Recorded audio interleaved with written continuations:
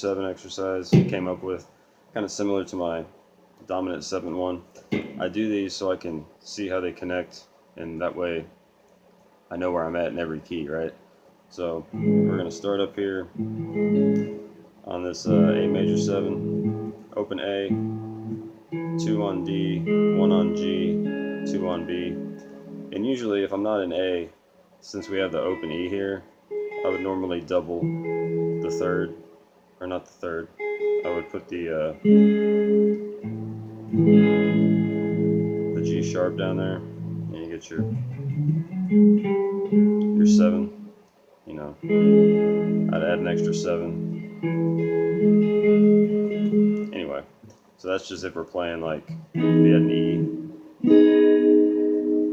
Anyway, alright, so you got open, 2, 1, 2, and then we're going to go bar, DGB on 2, pinky on 4 on the high E, so you get, and I'm kind of smacking them in between just to stay on the beat, right? Use a metronome or something when you're practicing like this. Okay,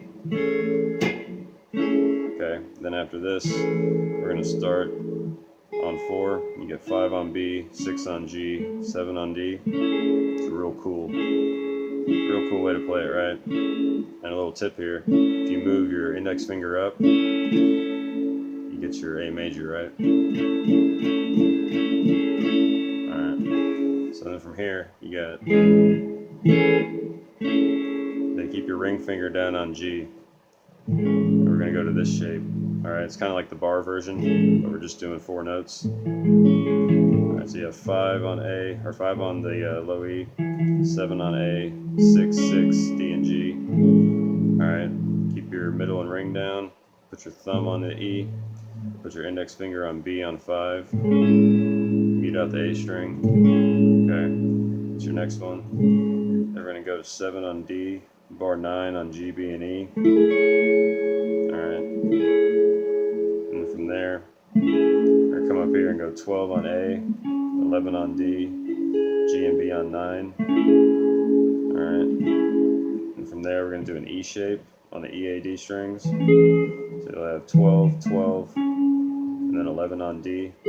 Put your pinky on the 13th fret on G. Alright, and now we're going to get back to where we started up here. We're just going to go 12 on A, 14 D, 13 G, 14 B. Okay, then you're going to bar 14 D, G, B, 16 on the high E. Okay, this last chord, you're going to have 16, 17, 18, 19. That's about where I top out. I can't really get any of the other ones, so I just kind of stop there, right? Now these are, you can call them 4-note triads. It's kind of like an oxymoron, I guess, but the theoretical term is tetrads, but I think that's a ridiculous thing to call it because it's 4, it's a quad, right? Like, the muscle in your leg isn't a tetracep. Like, you don't have tetra wheel drive on your car. You don't go right around the forest on a tetra wheel, right? You know, you don't go tetra wheeling, you know, you go 4-wheeling. You have a quadricep. You have 4-wheel drive, right? So I just call them quadads, right? It's like a little kid trying to say crawdads. Want some quadads? So I call them quadads. But it's just a good thing to have. That way you always know kind of where you're at if you ever need them, you know, which you will at some point. So just use a metronome, practice slow, have fun.